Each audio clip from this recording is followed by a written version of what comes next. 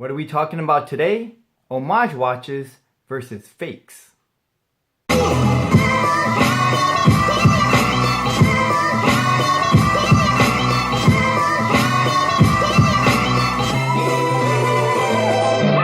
everyone, today I'm drinking Groundworks Black Magic Espresso. Cheers.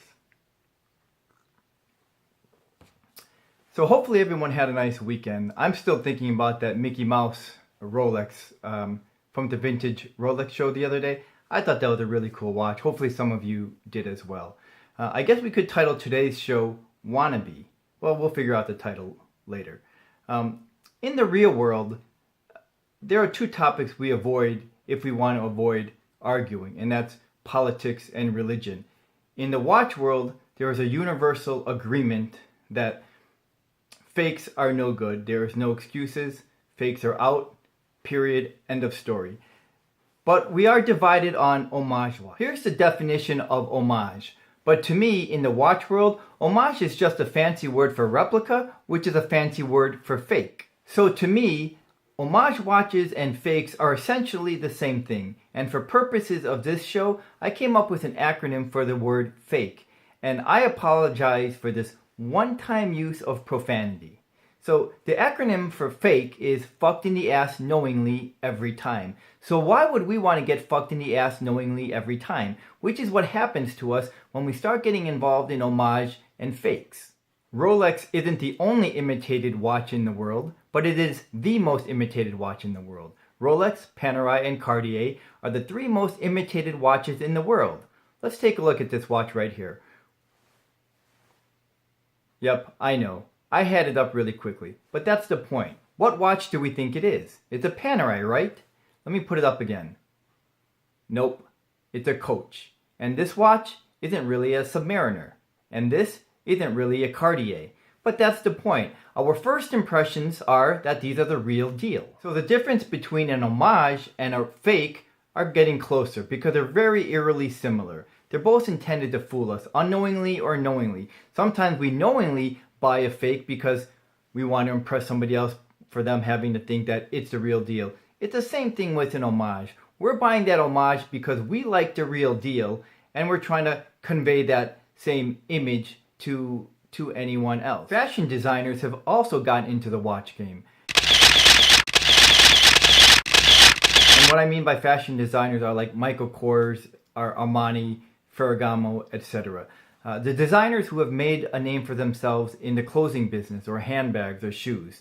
But now they're getting into the watch business, and to me they're not very good quality watches, except for Ralph Lauren. The Ralph Lauren watches don't look like or resemble any other watch, and they're a lot better quality. But let's concentrate on Michael Kors here for a moment, because it is one of the most recognized brands out there. But Michael Kors doesn't make his own watches. Michael Kors has a licensing agreement with the Fossil Group. And now we're trying to equate a Michael Kors watch with a fake. And here's what I mean. And I'm going to put up this statement released by Michael Kors. It may not be that legible here, so I'm going to read a snippet of it. Basically, it sounds like a bunch of gibberish. It's like we're chasing our own tail because they don't provide any definitive answer. But here's a snippet. This vertical integration of our business allows for better flow of communication, consistent quality, product design protection, and improved supply chain speed, while still allowing us to utilize non-owned production facilities, blah, blah, blah. With all that going on, they still are unable to provide a definitive location of where these watches are being made. Basically, they list China, Hong Kong, and then they throw in Italy and Switzerland. Italy probably just for the leather watch strap, which has nothing to do with the watch, and that to me is a bit deceitful. The Chinese government has vowed to crack down on the counterfeit ring, and they have made quite a bit of progress.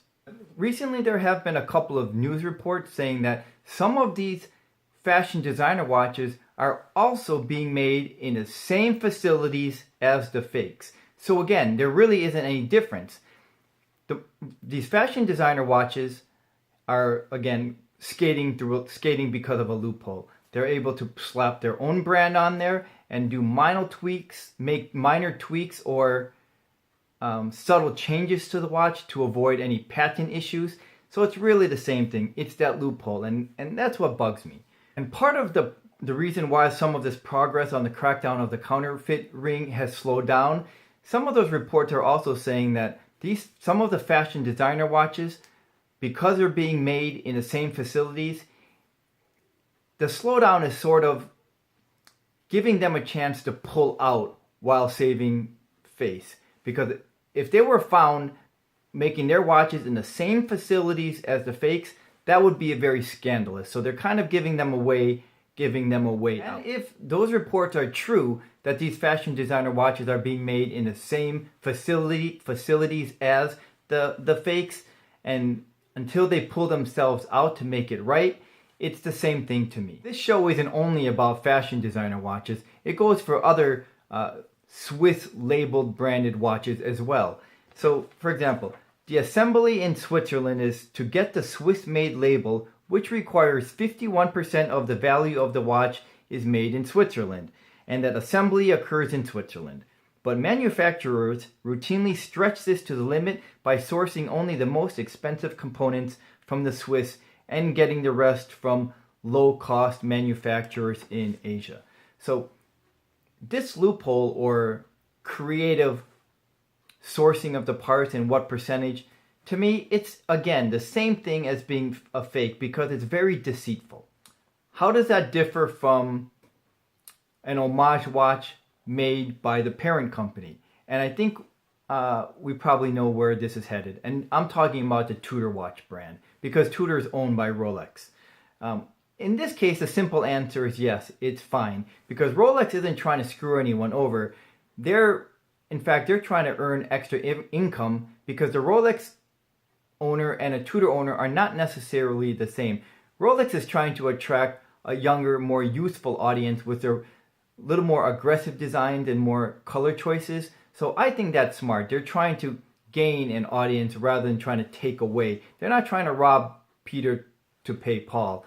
They're actually, this is smart. And in this case, what Rolex is doing with Tudor is entirely different, and that's fine. So is it okay for us to wear an homage or fake if we're really open and honest about it? So if someone comes up to us or approaches us and asks us, oh, is that a real whatever, and we're trying to be funny about it, and we say, oh no, it's something that I got really cheap. Well, that doesn't change what perception that person now has of you, nor does that elevate the status of your fake just because you're being honest about it. If anything, it's going to backfire on you, because everything that you wear that may be authentic and that we all worked really hard for example, if it's a Polo branded shirt or a Lacoste shirt or whatever logo Abercrombie and Fitch uses, whatever it is, everything is going to get questioned because you're now known as a person that's wearing a fake or an homage. In this case, yes, I am equating an homage with a fake. Okay, let's come up with a couple of reasons why someone might